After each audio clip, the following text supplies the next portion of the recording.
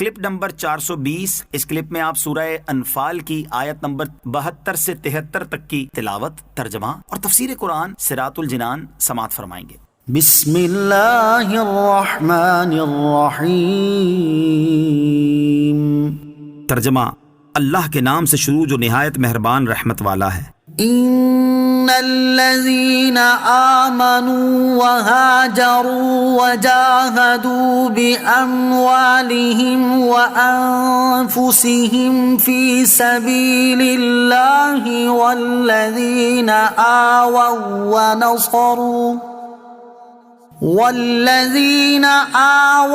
ونصروا أولئك بعضهم أولياء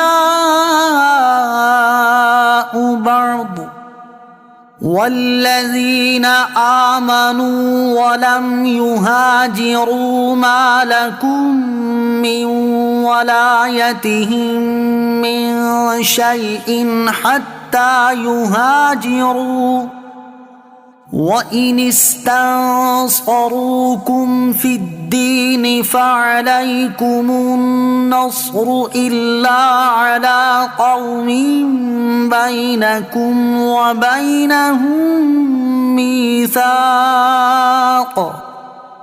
وَاللَّهُ بِمَا تَعْمَلُونَ بَصِيرٌ۔ ترجمہ، بے شک وہ لوگ جو ایمان لائے اور ہجرت کی اور اللہ کی راہ میں اپنے مالوں اور جانوں سے جہاد کیا، اور وہ جنہوں نے پناہ دی اور مدد کی، وہ سب ایک دوسرے کے وارث ہیں۔ اور وہ جو ایمان لائے اور ہجرت نہ کی، تمہارا ان سے میراث کا کوئی تعلق نہیں جب تک وہ ہجرت نہ کریں، اور اگر وہ دین میں تم سے مدد مانگیں تو تم پر مدد کرنا واجب ہے، مگر یہ کہ ایسی قوم کے خلاف مدد مانگے کہ تمہارے اور ان کے درمیان معاہدہ ہو، اور اللہ تمہارے اعمال دیکھ رہا ہے۔ ان الذین آمنوا، بے شک وہ لوگ جو ایمان لائے۔ اس آیت کا خلاصہ یہ ہے کہ اس میں پہلے دو گروہوں کا بیان فرمایا گیا۔ نمبر 1 مہاجرین اولین، یہ وہ لوگ ہیں جو ایمان لائے اور اللہ عز و جل کے لیے اور اسی کے رسول صلی اللہ علیہ وسلم کی محبت میں انہوں نے اپنے گھر بار چھوڑے اور اللہ عز و جل کی راہ میں اپنے مالوں اور جانوں سے جہاد کیا۔ نمبر 2 انصار، یہ وہ لوگ ہیں جنہوں نے مسلمانوں کی مدد کی اور انہیں اپنے مکانوں میں ٹھہرایا۔ پھر ان مہاجرین اور انصار دونوں کے لیے ارشاد فرمایا کہ مہاجر انصار کے اور انصار مہاجر کے وارث ہیں۔ یہ وراثت آیت وَأُولُو الْأَرْحَامِ بَعْضُهُمْ أَوْلَىٰ بِبَعْضٍ سے منسوخ ہو گئی۔ وَإِنِ اسْتَنصَرُوكُمْ فِي الدِّينِ، اور اگر وہ دین میں تم سے مدد مانگے، یعنی جن مسلمانوں نے دارالحرب سے ہجرت نہیں کی، وہ اگر دارالحرب سے رہائی حاصل کرنے کے لیے تم سے فوجی قوت یا مال سے مدد طلب کریں تو تم پر فرض ہے کہ انہیں نامراد نہ کرو۔ ہاں، اگر وہ کسی ایسی کافر قوم کے خلاف تم سے مدد طلب کریں جن کے ساتھ تمہارا معاہدہ ہو تو ان کے خلاف مسلمانوں کی مدد نہ کرو، اور مدت پوری ہونے سے پہلے اس معاہدے کو نہ توڑو۔ خلاصہ یہ ہے کہ اس آیت میں 3 مسئلے بیان ہوئے ہیں۔ ایک یہ کہ غیر مہاجر مومن اگر کسی کافر قوم سے دینی وجہ سے جنگ کریں اور وہ تم سے مدد مانگیں تو مدد دو، لہٰذا ہر مسلمان پر لازم ہے کہ اپنے مسلم بھائی کی دینی جنگ میں مدد کرے۔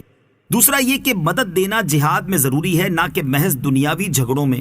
تیسرا یہ کہ اگر دارالحرب کے مسلمانوں کی جنگ کسی ایسی کافر قوم سے ہے جن کا ہمارے ساتھ معاہدہ ہو چکا ہے تو ہم اب ان کے خلاف مدد نہیں دے سکتے، کیونکہ اس میں بد عہدی ہے، بلکہ اب یہ کوشش کی جائے کہ ان کفار اور ان مسلمانوں میں صلح ہو جائے۔ اگر صلح ناممکن ہے تو ہم غیر جانبدار رہیں۔ سبحان اللہ عز و جل، یہ کیسی نفیس تعلیم ہے کہ اسلام اور مسلمانوں کے دشمنوں سے بھی کیے ہوئے عہد کی پاسداری کی جائے اور کوئی ایسا کام نہ کیا جائے جس سے عہد شکنی کی صورت نکلتی ہو۔ اس سے معلوم ہوا کہ اسلام کی تعلیمات اخلاقی اچھائیوں کی انتہا تک پہنچی ہوئی ہیں۔ والذین کفروا بعضهم اولیاء بعض الا تفعلوه تکن فتنة فی الارض وفساد کبیر۔ ترجمہ، اور کافر آپس میں ایک دوسرے کے وارث ہیں، اگر تم ایسا نہ کرو گے تو زمین میں فتنہ اور بڑا فساد ہوگا۔ والذین کفروا بعضهم اولیاء بعض، اور کافر آپس میں ایک دوسرے کے وارث ہیں۔ اس آیت کا خلاصہ یہ ہے کہ کافر نصرت اور وراثت میں ایک دوسرے کے وارث ہیں، لہٰذا تمہارے اور ان کے درمیان کوئی وراثت نہیں۔ اگر مسلمان آپس میں ایک دوسرے سے تعاون نہ کریں اور ایک دوسرے کے مددگار ہو کر ایک قوت نہ بن جائیں تو کفار مضبوط اور مسلمان کمزور ہو جائیں گے۔ اس صورت میں زمین میں فتنہ اور بڑا فساد برپا ہوگا۔ اس آیت کی حقانیت روز روشن کی طرح واضح ہے کہ مسلمانوں کو آپس کے عدم اتحاد پر فرمایا گیا تھا کہ اس سے فتنہ اور فساد کبیر ہوگا، اور اب ہر کوئی دیکھ سکتا ہے کہ آج مسلمانوں کے خلاف فتنہ اور فساد کبیر ہے یا نہیں، اور اس کی وجہ بھی مسلمانوں کا عدم اتحاد